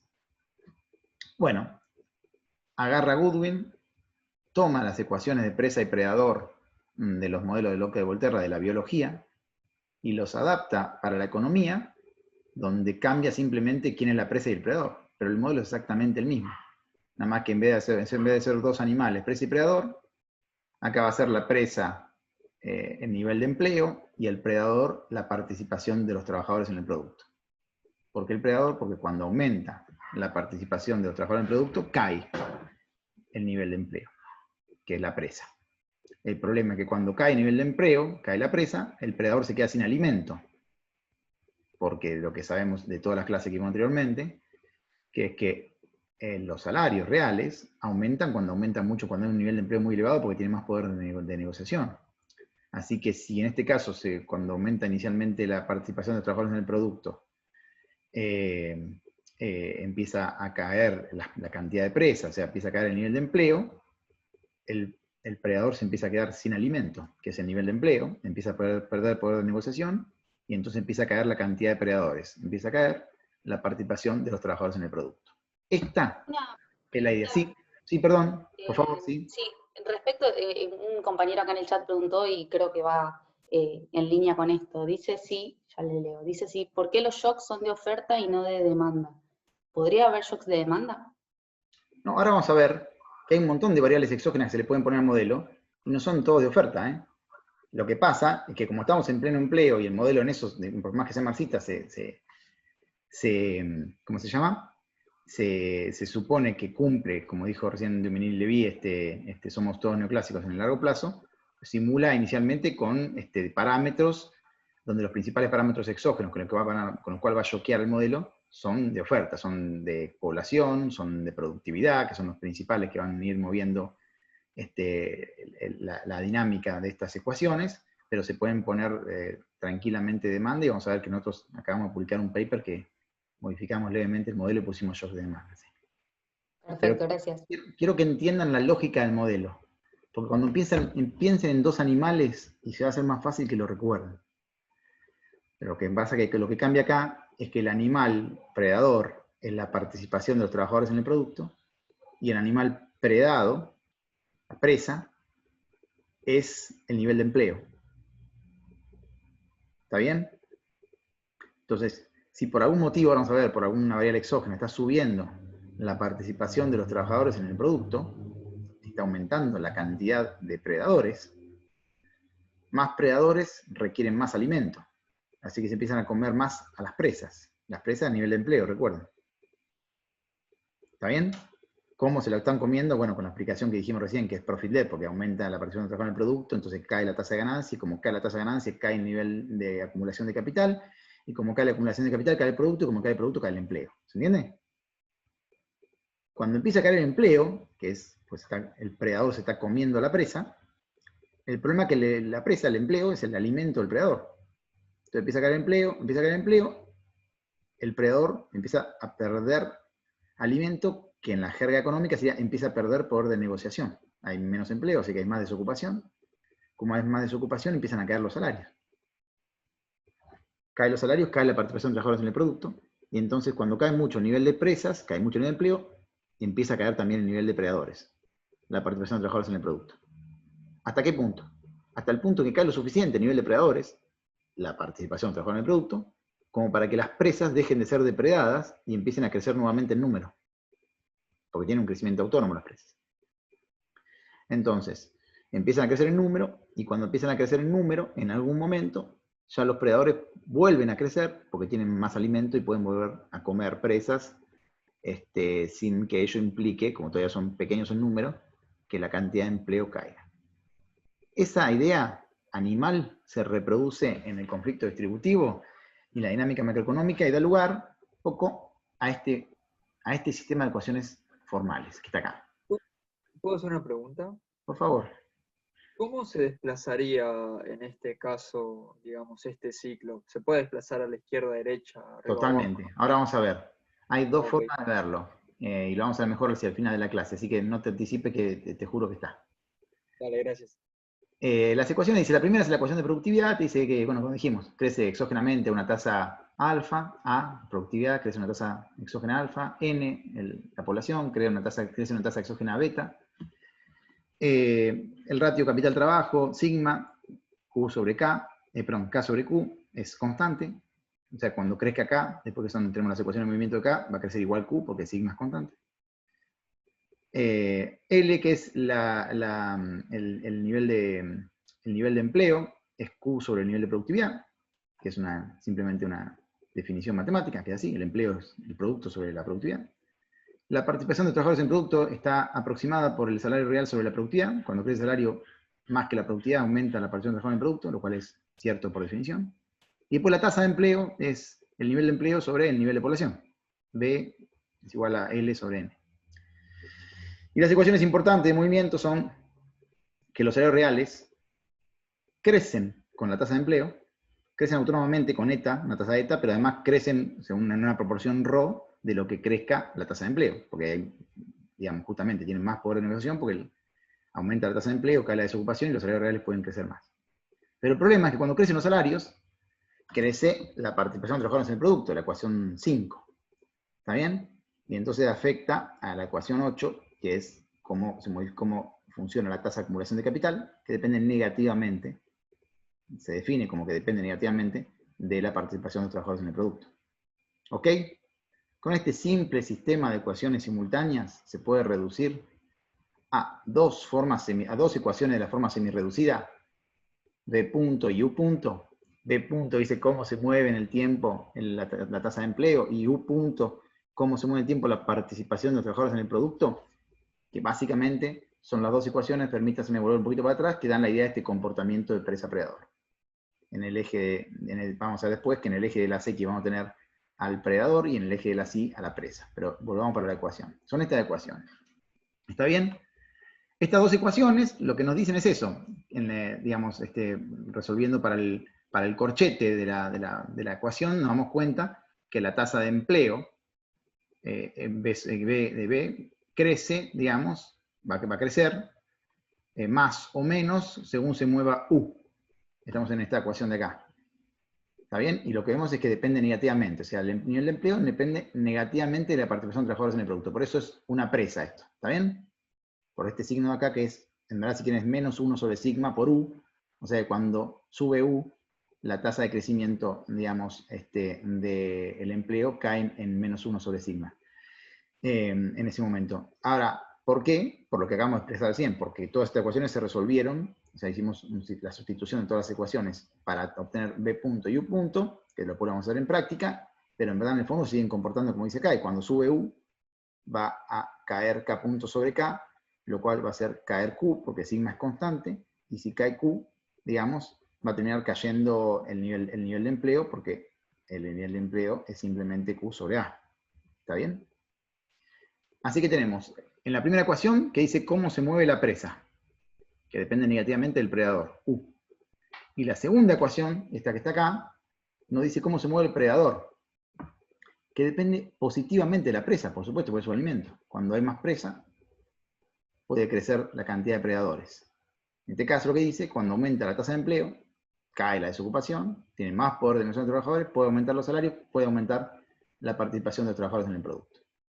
Después, resolviendo este sistema de ecuaciones diferenciales, para el caso no trivial, porque con los valores 0 de ambos se resuelve, por supuesto, para el caso no trivial, hallamos los valores de equilibrio de estado estacionario de U estrella y B estrella. Ustedes van a preguntar cómo se resuelve para el caso no trivial, no se preocupen, está en la ficha de lectura y lo vamos a ver en la práctica, pero es realmente muy sencillo. Entonces tenemos esta parte de resolución es muy sencilla. La parte compleja de los modelos de las ecuaciones diferenciales es obtener la dinámica de la volatilidad y ver la parte no lineal del ciclo, que no se preocupen, no se le va a tomar jamás el examen, que puede ser que un ciclo que es estable en su forma lineal, cuando uno le incorpora la parte no lineal del mismo sistema de ecuaciones, se vuelve inestable. Esa es una discusión que no vamos a tener. La parte matemática hicimos bastante linda en el paper, que después, si alguien quiere, se lo damos, que publicamos, pero que para acá es demasiado complejo y no tiene sentido. Estas dos cosas son las que queremos que sepan en el examen.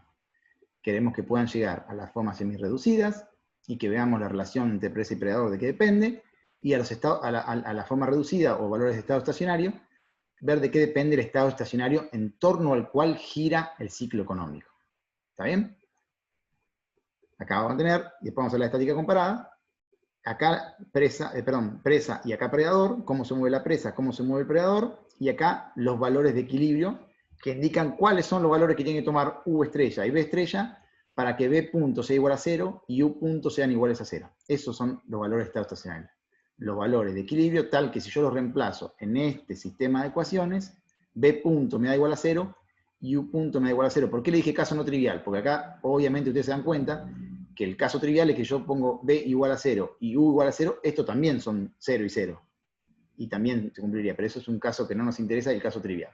El caso no trivial es volver estas ecuaciones iguales a 0, pero no porque B y U sean iguales a 0, sino porque lo que está dentro del corchete se hace 0. Y bueno, simplemente eso, hago igual a 0 esto y obtengo U estrella, y hago esto acá igual a 0 y obtengo B estrella. ¿Está bien? Ahora vamos a ver un poco de qué depende con las estáticas comparadas.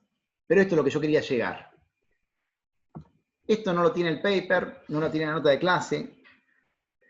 Lo estuve pensando para ustedes, así que por favor véanlo, porque es mucho más sencillo entender cómo funciona un modelo con un flujograma que con un sistema de ecuaciones. Cuando sean un poco más grandes y cuando practiquen muchos modelos, después le va a dar lo mismo.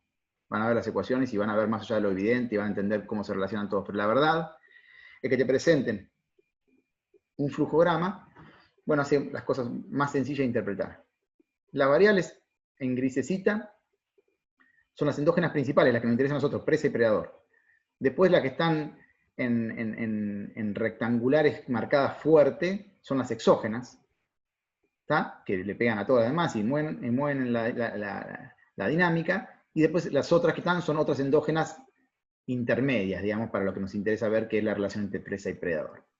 ¿Dónde empieza la cosa? Imagínense que empieza en que aumenta la productividad. Aumenta la productividad y tenemos dos efectos. La productividad aumenta es A, ¿está bien? Aumenta la productividad. Tenemos dos efectos.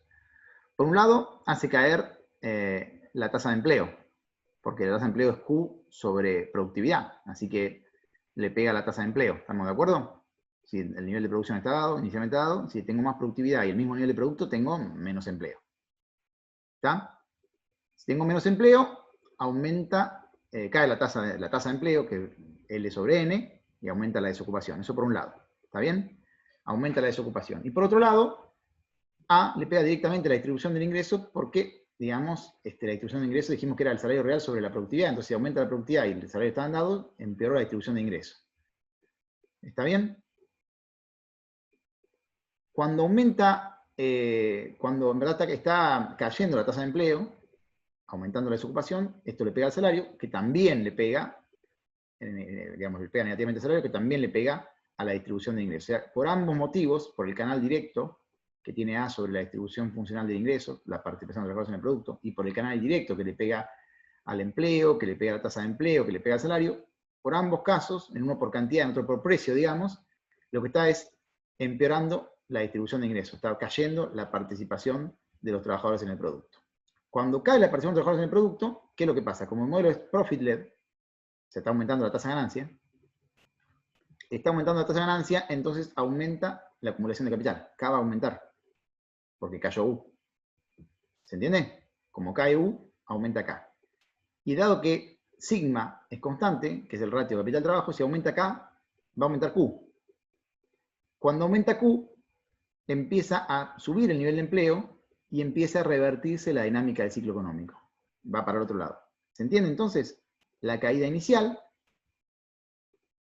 en la distribución del ingreso y en el nivel de empleo, porque aumentó la productividad, hace aumentar la tasa de ganancia, que hace aumentar la tasa de acumulación de capital, lo cual, dado que es constante el ratio capital-trabajo, hace aumentar el nivel de producto, y dado el nivel de productividad que había subido, pero que ahora está dado, porque ya todavía no terminó de subir, ya hizo la primera ronda, digamos, si aumenta Q, va a aumentar L. Entonces, el efecto inicial del aumento digamos, de productividad que hacía caer el empleo es de a poco compensado por una fase ascendente del ciclo económico, de que una tasa de ganancia que había aumentado, que era fuerte, hace aumentar el capital, hace aumentar el producto, hace aumentar el empleo, lo cual hace subir la tasa de empleo, lo cual hace subir ahora los salarios, lo cual hace subir la participación del producto, lo cual lo hace caer el capital. Y ahí sí tiene un ciclo de que primera ronda sube, segunda ronda baja, porque lo que primero inicialmente hizo bajar de manera directa la participación de los trabajadores en el producto, luego, a partir de la acumulación de capital y su impacto sobre el producto y el empleo, tiene un efecto exactamente contrario y va dando la parte antagónica del ciclo económico. ¿Se entendió esto? ¿Si alguien quiere preguntar algo? Sí. Hace un rato, antes de explicar esta dinámica, habías mencionado que para encontrar el equilibrio del sistema debíamos buscar un estado estacionario. Sí. Mi pregunta es, siendo esta dinámica donde parece ser que no hay un equilibrio. Es una gran pregunta. Porque lo que me imaginé, no sé por qué, pero me imaginé un punto de silla, como que intenta converger, pero se va. Te imaginaste esto. Esta es la dinámica Exactamente, del ciclo económico. Exactamente, sí. Y como ven ahí, el estado estacionario está por acá y nunca se toca, nunca se llega. Claro, Porque sería como el ideal, pero en realidad el ciclo vuelve a empezar. No es el ideal, justamente. Hay una dinámica cíclica porque nunca se llega. Porque si se llegase al ciclo ese, a ese punto, no habría ciclo. Exacto. El producto estaría constantemente en ese nivel. O sea, sería una línea, no sería un ciclo. Entonces, hay ciclo económico porque justamente cuando una fuerza está llevando hacia el estado estacionario, la otra empieza a compensarlo y siempre se establece lo que esto se llama ciclo límite. Esta dinámica se llama ciclo límite, cuando hay un sistema de ecuaciones diferenciales tal que las fuerzas se contraponen en tal punto que ni converge ni diverge respecto al estado estacionario. El modelo de un sistema de ecuaciones diferenciales, tal y como está planteado el Lotka-Volterra, que es el que copia Goodwin para su modelo económico, tiene esa peculiaridad de tener un ciclo límite. ¿Está bien? En la parte lineal, repito, después, dependiendo de las especificaciones de los parámetros, la parte no lineal te puede hacer converger o diverger. Y eso lo vamos a ver si quieren, el que interese, lo charlamos después de la clase, pero es bastante más complejo desde el punto de vista matemático. Pero en la parte lineal del modelo, establece un ciclo límite, que es bastante interesante para explicar y lo hace muy sencillo, y por eso lo que vos planteabas, que, digamos, de lo que se percibía respecto a lo que yo estaba explicando recién en este punto anterior, también se ve gráficamente en el ciclo económico. En verdad, tenés fuerzas que se van contraponiendo y hacen que nunca llegues estricto sensu a poder tocar el valor de estado estacionario. Por eso es un modelo de ciclo. Si tocas el estado estacionario y se quedase allí, no sería más un modelo de ciclo. ¿Está bien? Perfecto, gracias. ¿Se entendió entonces esto? Porque esto sí es una pregunta de examen. ¿Por qué le digo esto? Porque si ustedes van a leer el paper de Goodwin, no se entiende un carajo, digamos. Está muy difícil esta parte. Está muy difícil de ver que de esas ecuaciones que te las tira así medio rápido en el paper, uno tiene estas relaciones. No está en el paper de Goodwin, no está en la nota de clase, no está en ningún PPT que haya dando vuelta, no está. Esto lo hicimos para ustedes. Para que puedan entender en general de a poquito en cada uno de los modelos, que tengan un flujograma que les haga entender qué es lo que están diciendo los sistemas de ecuaciones que a veces son más oscuros. Yo estoy convencido que si ahora ustedes con este flujograma en la cabeza van al paper de Goodwin, en la nota de clase, van a entender mucho mejor cómo se van interrelacionando las distintas ecuaciones, ¿entienden? Así que tómenlo, estudienlo, es la forma de después poder entender más fácilmente cómo se relacionan las variables. Bueno, ¿cuál es el problema de todo esto?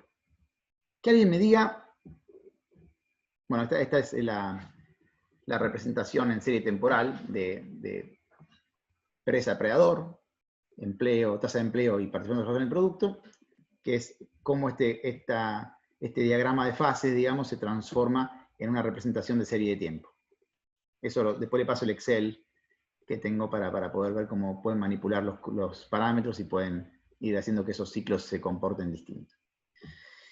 Bueno, acá están las estáticas comparadas. Nos dice que cuando aumenta el ratio capital-producto, digamos, para que el nivel de empleo se mantenga constante, tiene que caer la participación de los trabajadores en el producto. Aumenta la relación capital-producto, ¿está bien? Aumenta la relación capital-producto, eso por definición, si aumenta la relación capital-producto, hace caer el nivel de empleo, entonces tiene que pasar algo con U, tal que compense esa caída, ¿está? Y haya un aumento en el nivel de empleo que compense la caída en el nivel de empleo que genera la mayor relación capital-producto. Bueno, entonces, ¿cómo hace? ¿Qué es lo que tiene que hacer la participación en el producto para que aumente el nivel de empleo?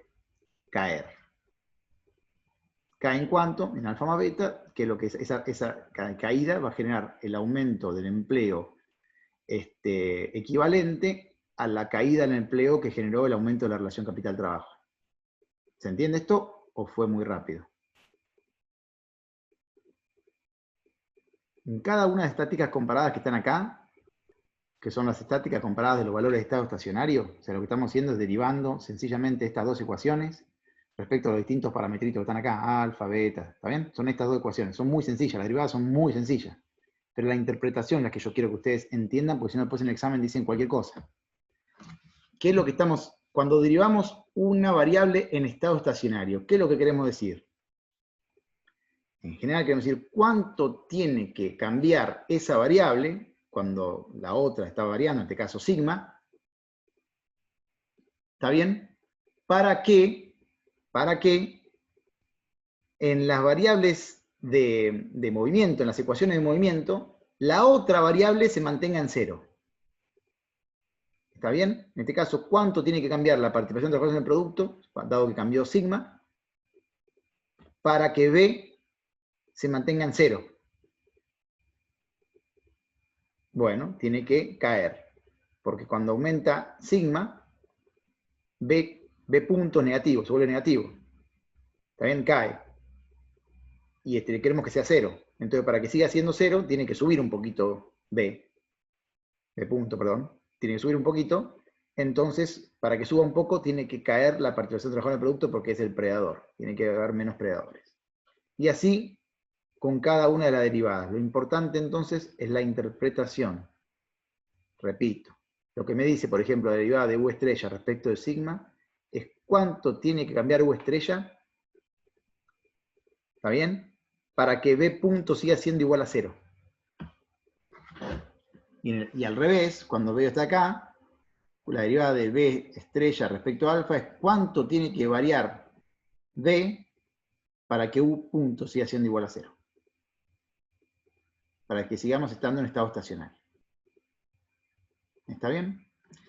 Antes de pasar a la aplicación a América Latina, quiero que me diga alguien qué tiene de malo este modelo.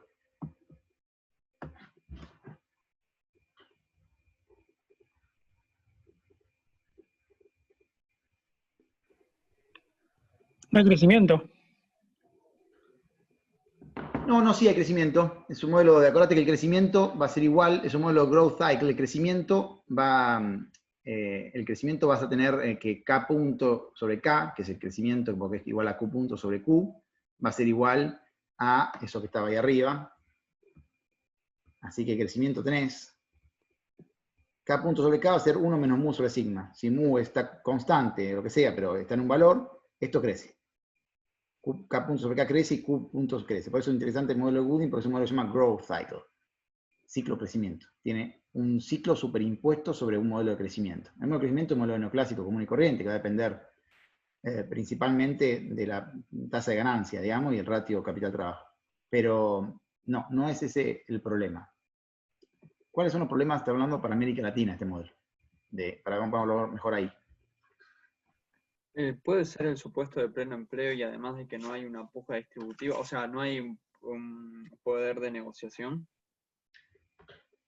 No, sí lo hay, ¿eh? Lo hay. De hecho, cuando aumenta el nivel de empleo, la tasa de empleo, cae la tasa de desocupación, los trabajadores tienen más poder de negociación y suben el salario. Sí, acá lo tengo anotado, perdón. Pero el del pleno empleo puede ser o no. El de pleno empleo es un problema, pero digamos, este valor está asesinado en pleno empleo. Después, la economía gira en torno al pleno empleo, ¿está bien? Nunca llega, gira en torno al pleno empleo. Para América Latina el problema puede ser de que no se invierta lo que se genera. No, hay un problema más grave, ¿a quién lo ve? ¿Puede ser el tema de lo de la productividad que nombraste al principio? No, tampoco. ¿Qué falta en el modelo?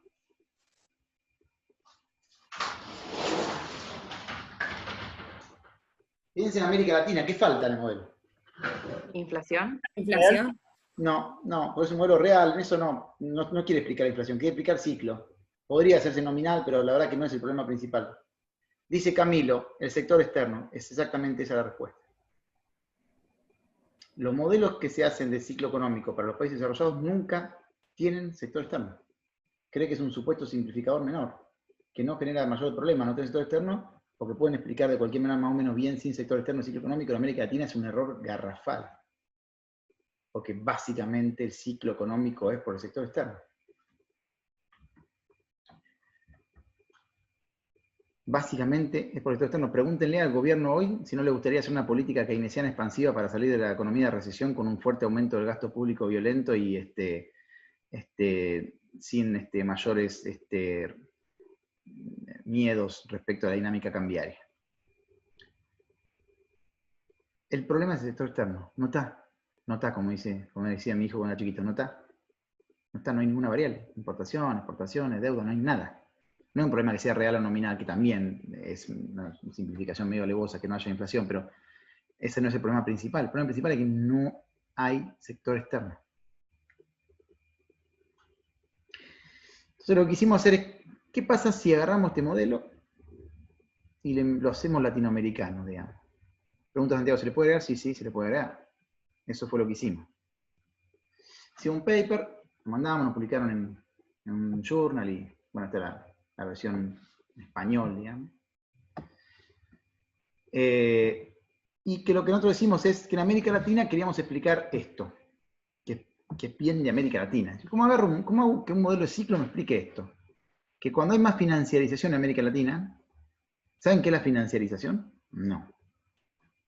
La financiarización desde el punto de vista microeconómico es un fenómeno, digamos, que surge a partir de la caída de Bretton Woods, sobre todo, digamos, y la emergencia de las cadenas globales de valor como herramienta de disciplinamiento, digamos, de los sistemas productivos a lo largo y ancho del planeta, en lo cual cambia los horizontes de valorización de las empresas en los países que están financiarizados. O sea, la financiación se produce a partir de la desregulación del mercado de capital, la apertura del capital accionario de las empresas a distintos fondos especulativos, etc. Y lo que genera es un cambio en el management de las firmas, una reducción del horizonte de valorización del capital y una transformación de la idea de acumular e invertir por otra idea de ajustar y distribuir. Digamos, es reducir un poco el tamaño de la firma y en vez de reinvertir utilidades y dividendos, reinvertir utilidades, repartir dividendos, porque en verdad como son los horizontes de valorización cuando hay financiarización se vuelven más cortos, o sea, los accionistas requieren retorno de corto plazo, más de corto plazo y más elevado. Bueno, la forma en el corto plazo de poder satisfacer esa demanda, que si no se van a otra empresa, venden las acciones, no te dan financiamiento, es ajustar y distribuir. En el marco de ese proceso, lo que queríamos ver es cómo la financiarización en América Latina, desde la década del 80 en adelante, se relacionaba con algunos fenómenos que veíamos que pasaban, evidencia empírica. Queríamos saber si tiene algo que ver, si hay una forma de explicar que la financiación pareciera aumentar la desigualdad, que pareciera reducir la tasa de crecimiento, agregado promedio, que pareciera aumentar la probabilidad de crisis recesivas, que pareciera aumentar la volatilidad y que está correlacionada con una reducción del déficit en cuenta corriente que te financia el mundo. Como vemos, esos son los datos. Efectivamente, no son proposiciones, son datos. Este es la participación de trabajadores en el producto promedio ponderada de todos los países de América Latina. Ahí la flechita es en la década del 80 cuando empieza a arreciar el fenómeno de la financiarización. Ustedes ven que cae aproximadamente un 10%. La participación de trabajadores en el producto de 30 y pico, 39, 40 a 36, o sea, 3 puntos, un poquito menos del 10%, pero cae fuertemente. Con picos de 33, 34 y ahora debe estar bajo de vuelta. Pero el punto es que uno ve una fuerte caída en la participación de trabajadores en el producto, desde que hay financiarización. Primera evidencia empírica. Segunda evidencia empírica, acá tenemos 3 evidencias empíricas juntas. Es primero, que a partir de la década 80 lo que aumenta violentamente es la volatilidad de la tasa de crecimiento del producto en América Latina. Aumenta fuertemente. La volatilidad es el rango de variación que ven que acá era chiquitito. Creo que un compañero de ustedes me preguntaban, ¿se puede reducir la volatilidad hoy del ciclo económico? Y la verdad que América Latina, hasta la financiarización, o sea, hasta la década del 70, tuvo una volatilidad muy baja del ciclo. Entre 4 y 10% de tasa de crecimiento del producto. Desde que empezó la financiarización, se multiplicó por casi 3 el rango de variación. Aumentó enormemente la volatilidad. Pero no solamente eso. En el medio tiene la tasa de crecimiento promedio de toda la economía. Esta es la serie, pero este es el promedio para este periodo y este es el promedio para este periodo. También cae fuertemente la tasa de crecimiento. En promedio cae del 6%, 7, al 3%. O sea, cae a la mitad. La tasa de crecimiento promedio de la economía desde que hay financiarización en América Latina, desde la década del 80. Pero no solamente eso, y la tercera evidencia empírica. También, como dijimos anteriormente, aumenta mucho la probabilidad de crisis recesivas. En toda esta etapa, 60, 70 años, no hubo recesiones, ni una sola, en América Latina en su conjunto. Del 80 tenemos acá 1, 2, 3, 4, 5, 6, 7 y ahora tenemos más, otra más, 8. 0 contra 8.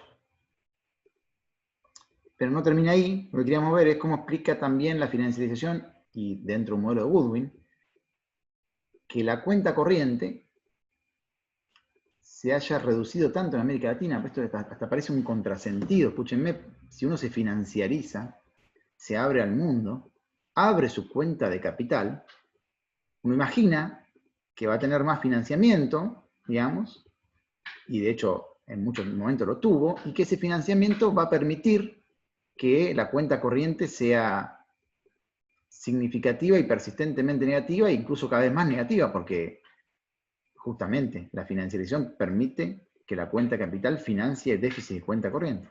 Sin embargo, uno ve la evidencia empírica, y desde que aparece la financiación en América Latina, la tendencia de la cuenta corriente no para de achicarse, o sea, cada vez financia menos déficit en cuenta corriente. De hecho, hoy América Latina en su conjunto tiene, parece que superávit de cuenta corriente. Esto llega hasta 2018, ¿no? No sé el último dato. Argentina seguro que va a terminar el año con superávit de cuenta corriente, creo que Brasil también, no sé el resto del país. Bueno, ¿cómo explicamos todo esto? Cambiando el modelo de Goodwin. Alguien preguntaba, ¿se puede cambiar? Sí. Nótese que puse los dos modelos, el de Goodwin y el del paper nuestro. Tienen unas ecuaciones que son bastante iguales, muchas. ¿Qué cosa le metimos distinto? Pusimos un índice de cuenta corriente, Current Account Index, exportaciones sobre importaciones extendida, acá sumamos también el pago de interés de la deuda. Hicimos una ecuación de exportaciones, le hicimos sencilla, simplemente crece una tasa autónoma, epsilon. Pero acá empiezan las partes interesantes de los cambios. Tenemos acá abajo una ecuación de importaciones, que crecen las importaciones cuando crece la tasa de crecimiento del producto, y cuando crece también el pago, digamos, crecen las importaciones extendidas con pago de interés de la deuda cuando crece F. F es la norma financiera, es los requerimientos de capital que impone la norma financiera. Muchas veces está asociado en América Latina al riesgo país, a la tasa de interés final que tienen que pagar los bonos, sumando la libre de riesgo más el riesgo país.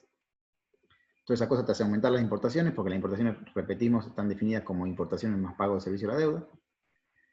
Y después tenemos una ecuación que es el tipo de cambio.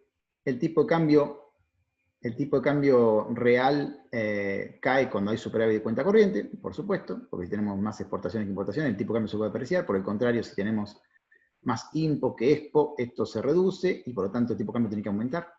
Aquí tiene que haber una devaluación. Y también cuando aumenta los requerimientos de capital, hay una devaluación, porque básicamente cuando aumenta el riesgo país empieza a haber más flujo de capitales de salida, y eso presiona más sobre el tipo de cambio y también hace aumentar el tipo de cambio.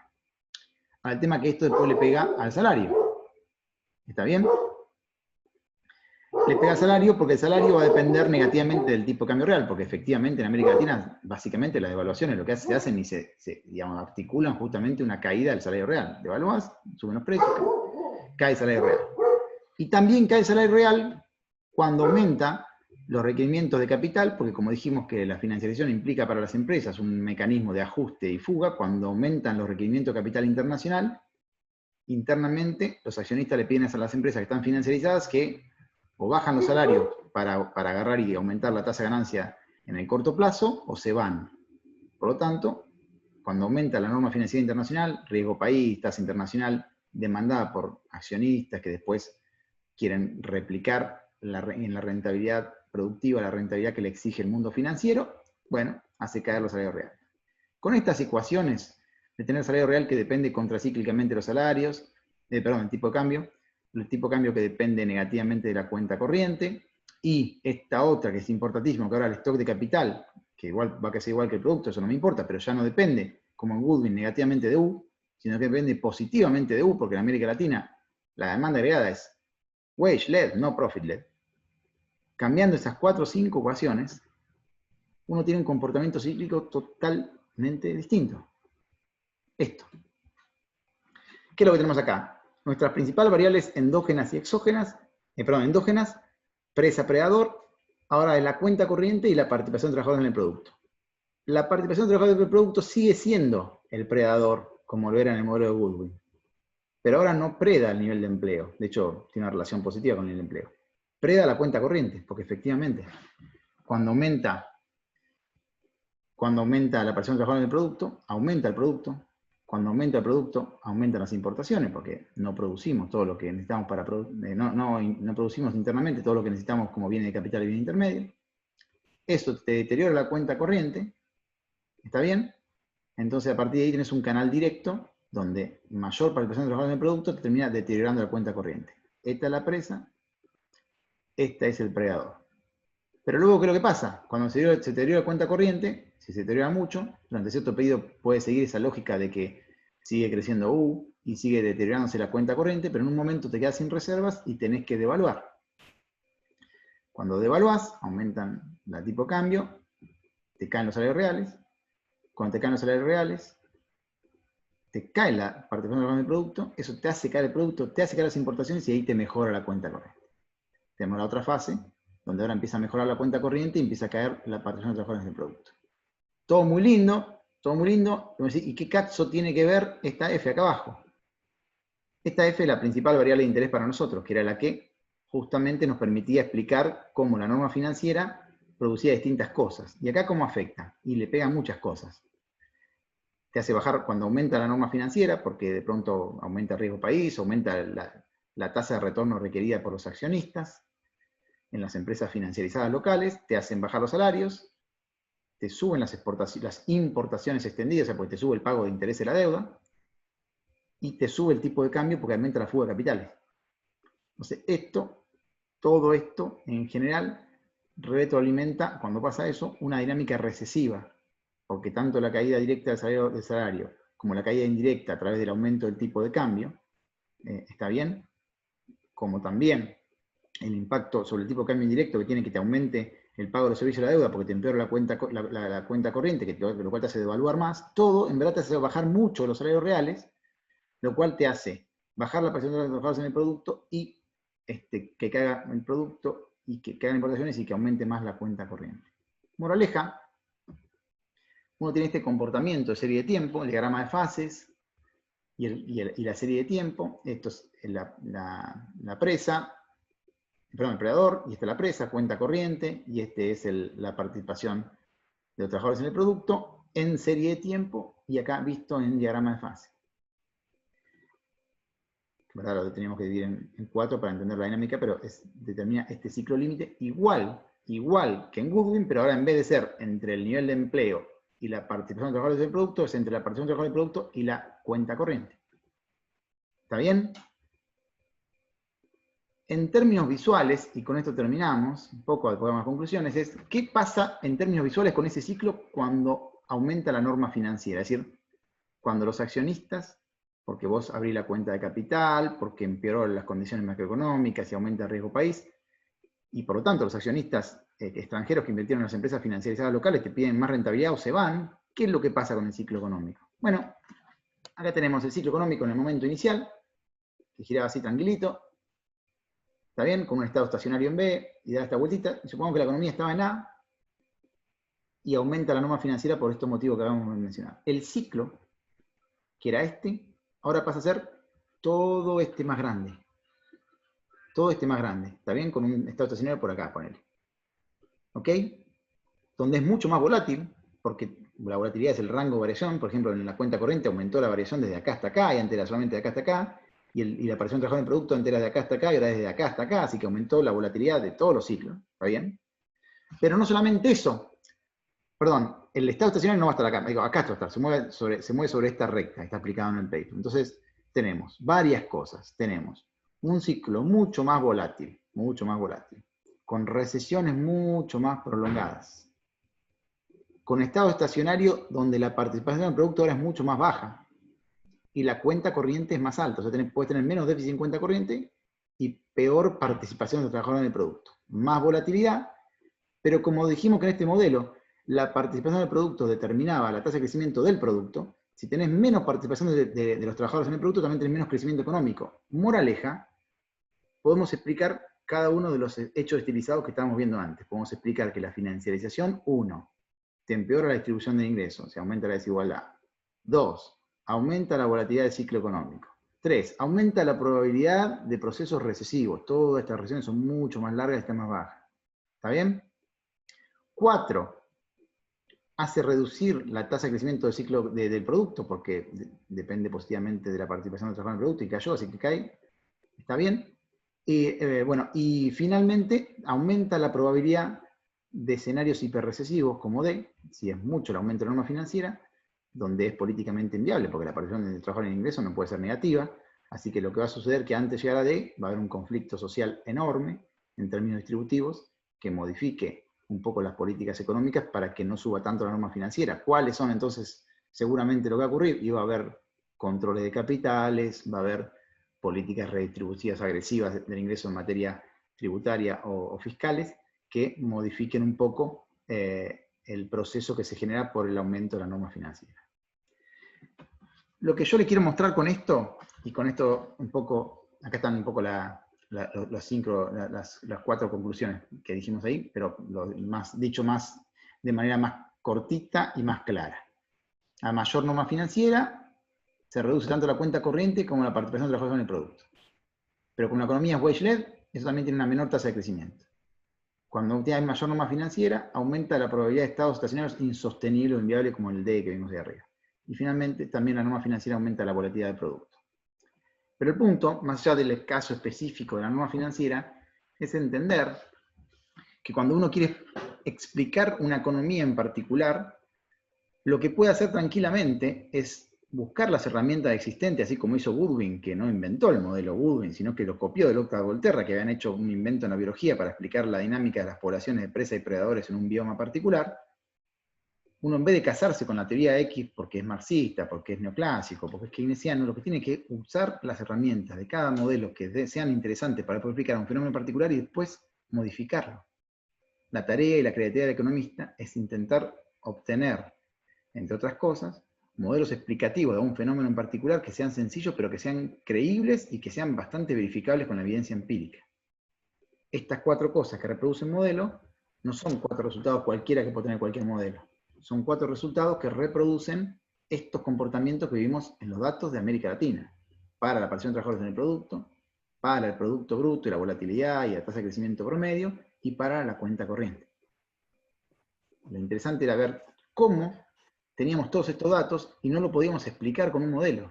Nos faltaba un modelo que no era ni el RBC, ni el keynesiano, ni mucho menos el Goodwin tradicional, pero sí nos dimos cuenta que partiendo del modelo de Goodwin con algunas modificaciones, era muy útil para poder explicar estos 5 fenómenos que son realmente claves para América Latina, porque como les dije al inicio de clase, si hay algo que caracteriza a América Latina, es que es la región más desigual y volátil del mundo.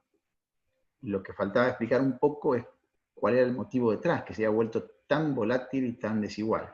Hay muchos factores, este paper no intenta explicar todo, pero claramente uno de los más relevantes es la apertura indiscriminada de la cuenta de capital en la década de 80 con los golpes de Estado, que generó, no por democracia, no porque eligió el pueblo, sino porque hubo golpe de Estado, generó un proceso de financiarización masiva de muchas empresas en América Latina que cambió la lógica del comportamiento macroeconómico. ¿Tienen alguna pregunta? Consulta, Demián, ¿se me escucha? Sí, sí. Bien. ¿Este modelo modificado está también con la modificación de inflación por alguien o no lo modificó nadie? No, la inflación, a ver, la inflación está implícita en la dinámica, porque acuérdate, las variables son reales, entonces cuando decís cae el salario, es el salario real que cae. O sea, con lo cual, cuando vos evaluás, la inflación está implícita en los comportamientos de las variables reales. Cuando vos evaluás que le hayas puesto en la ecuación de salario que cayó el salario real, es porque en verdad está subiendo la inflación, no porque cayó el salario nominal. ¿Está bien? Está. Bien. Gracias. No, por nada. ¿Alguna pregunta? ¿Más? ¿No? Bueno. Profe, ¿este paper se va a subir?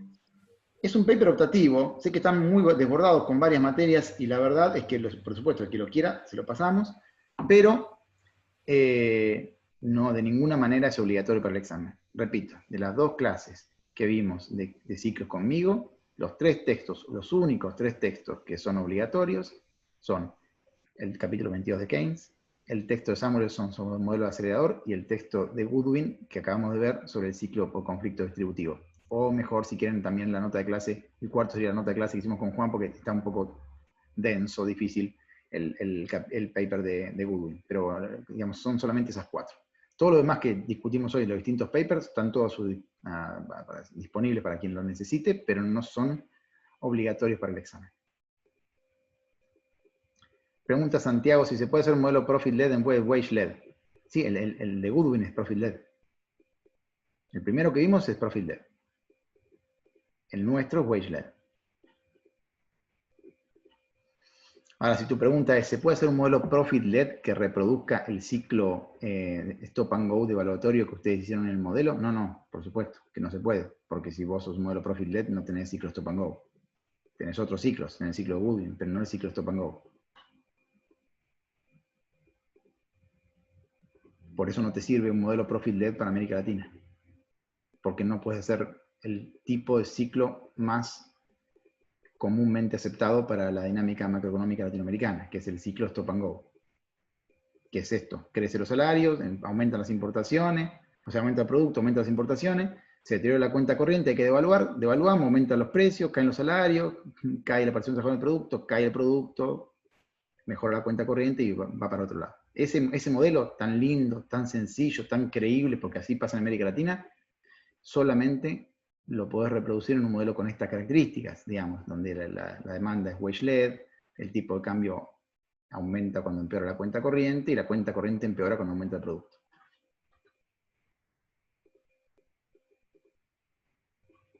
¿Alguna pregunta más?